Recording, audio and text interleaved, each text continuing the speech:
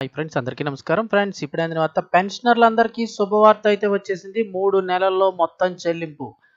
Court సంచలన తీర్పిచ్చింది. ప్రభుత్వ, ప్రైవేటుకి సంబంధించి పెన్షనర్లు ఎవరైతే ఉంటారో వారందరికీ కూడా, దేశవ్యాప్తంగా ఉన్న పెన్షనర్లకు కూడా ఈ తీర్పు అయితే గనక కీలకంగా మారనుందని చెప్తున్నారు. సో వివరాలు వీడియోలో తెలుసుకుందాము. వీడియో తప్పకుండా లైక్ చేయండి. అలాగే మరింత మందికి సమాచారం చేరుతుంది లైక్ చేయడం వల్ల. అలాగే ఇలాంటి లేటెస్ట్ అప్డేట్స్ తెలుసుకోవడానికి ఛానల్ని తప్పకుండా సబ్స్క్రైబ్ చేసుకోండి. ఈ వీడియోకి 500 లైక్స్ అయితే కనుక ఎక్స్పెక్ట్ చేస్తున్నాను. తప్పకుండా లైక్ చేయండి. హయ్యర్ పెన్షన్కి సంబంధించి ఈపీఎఫ్ఓకి షాక్ ఇచ్చింది కేరళ హైకోర్టు. సంచలన తీర్పు ఇచ్చింది. బల్క్ కాంట్రిబ్యూషన్ ఈపీఎఫ్ఓ తిరస్కరించే హక్కు లేదంటూ ఈపీఎఫ్ఓకి చురకలంటించింది కోర్టు. అసలు ఏం జరిగింది అని చూస్తే, ఇప్పుడు ఈ కోర్టు ఇచ్చిన తీర్పు దేశవ్యాప్తంగా కూడా సంచలనంగా మారనుంది. ఈపీఎస్ హయ్యర్ పెన్షన్కి సంబంధించి కేరళ హైకోర్టు సంచలన తీర్పు ప్రకటించింది. చాలా కాలంగా హయ్యర్ పెన్షన్ విషయంలో ఉద్యోగులు పోరాటం చేస్తున్న సంగతి తెలిసిందే. దీనికి సంబంధించి సుప్రీంకోర్టు సైతం సానుకూలంగా తీర్పు ఇవ్వగా, ఈపీఎఫ్ఓ నుంచి ఉద్యోగులకు కొన్ని కొర్రీలు అయితే తప్పడం లేదు. ఏయోకి ఇబ్బందులు పెడుతున్నారు ఈపీఎఫ్ఓ నుంచి. ఈ నేపథ్యంలో బల్క్ రూపంలో కాంట్రిబ్యూషన్ చెల్లించినప్పటికీ ఉద్యోగులకు హయ్యర్ పెన్షన్ చెల్లించాల్సిందే అని కేరళ హైకోర్టు చారిత్రాత్మక తీర్పునైతే అందించింది. నిజానికి చూస్తే ఈపీఎస్ పెన్షన్ స్కీమ్ కోసం, అంటే ఈ హయ్యర్ పెన్షన్ స్కీమ్ కోసం దేశవ్యాప్తంగా లక్షలాది మంది ప్రైవేటు అలాగే ప్రభుత్వ రంగ సంస్థలకు చెందిన ఉద్యోగులందరూ చాలా కాలంగా ఎదురు చూస్తున్నారు.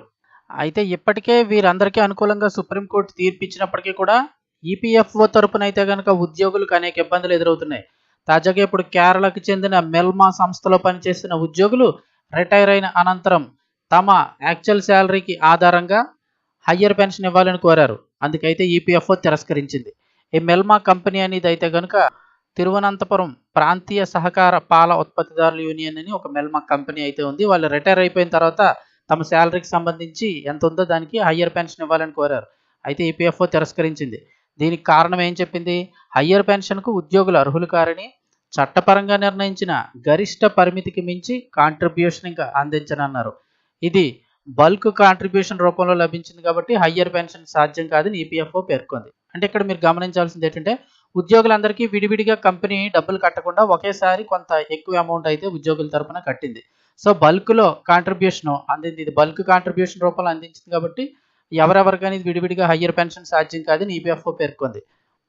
అయితే ఉద్యోగులు ఊరుకోలేదు. దీనిపై ఆ రాష్ట్ర హైకోర్టును సంప్రదించారు. నేడు మొత్తానికి వారికి కోర్టు తీర్పు అనుకూలంగా వచ్చింది. ఈపీఎఫ్ఓ అంతకు ముందే టీసీఎంపీ ఈ మెల్మా కంపెనీ నుంచి యాక్చువల్ శాలరీ పైన కొన్ని కాంట్రిబ్యూషన్ అయితే ఆమోదించింది. అప్పట్లో అయితే ఈపీఎఫ్ఓ కట్టించుకుంది, ఎక్స్ట్రా డబ్బులు అయ్యి కూడా కట్టించుకుంది. ఇప్పుడు వారి దగ్గర నుంచి డబ్బులు తీసుకొని పెన్షన్ ఇవ్వనంటే అన్యాయమని కోర్టు అయితే కనుక ఈపీఎఫ్ఓని మందలించింది. చెల్లించిన కాంట్రిబ్యూషన్ డబ్బులు ఈపీఎఫ్ఓ ఖాతాలకు బదిలీ అయ్యాయి. అంటే వాళ్ళకి సంబంధించిన డబ్బులన్నీ ఈపీఎఫ్ఓ ఖాతాకు అయితే బదిలీ అయిపోయి కనుక ఉద్యోగుల ప్రయోజనాలను కాపాడేలాగా ఖచ్చితంగా ఈపీఎఫ్ఓ చర్యలు తీసుకోవాలి అంటూ కోర్టు ఆదేశాలు జారీ చేసింది. కోర్టు ఆదేశాల్లో ఏముందంటే, ప్రధానంగా ఉద్యోగులు తమ యాక్చువల్ శాలరీ ఆధారంగా అధిక పెన్షన్ పొందే అర్హత ఉంటుంది అని న్యాయస్థానం ధృవీకరించింది.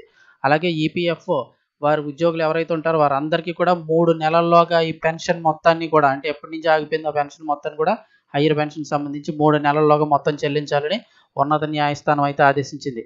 ఇక ఈపీఎఫ్ హయ్యర్ పెన్షన్ కోసం ఎదురు చూస్తున్న పెన్షన్దారులందరికీ ఈ కీలకమైన తీర్పు ఎంతో ముఖ్యమైనదని చెప్పవచ్చు. ఎందుకంటే ఈపీఎఫ్ఓ ఉద్యోగుల పెన్షన్ హక్కులను అంత తేలిగ్గా తిరస్కరించలేదని చెప్పేసి ఈ తీర్పు పేర్కొంది.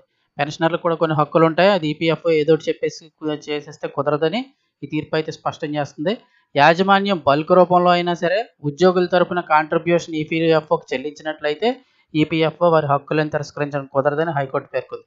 అంటే సాధారణంగా ఒక ఉద్యోగి అకౌంట్ నుంచి పీఎఫ్ఓ ప్రతి నెల జీతం నుంచి కట్ అవుతుంది. ఇంచుమించు అంతే అమౌంట్ కంపెనీ తరపు నుంచి కూడా ఈపీఎఫ్ఓకి అయితే వెళ్తుంది. కానీ ఈ కంపెనీలో ఏంటంటే కొంచెం బల్క్ ఒకేసారి కొత్త అమౌంట్ అయితే కనుక ఉద్యోగుల తరపున కట్టారు కాబట్టి ఎలా కట్టినా కూడా పెన్షనర్లకు సంబంధించి వారి యొక్క హక్కులు కాపాడాల్సిందే, వారికి హయ్యర్ పెన్షన్ ఇవ్వాల్సిందే అని అయితే చెప్పారు.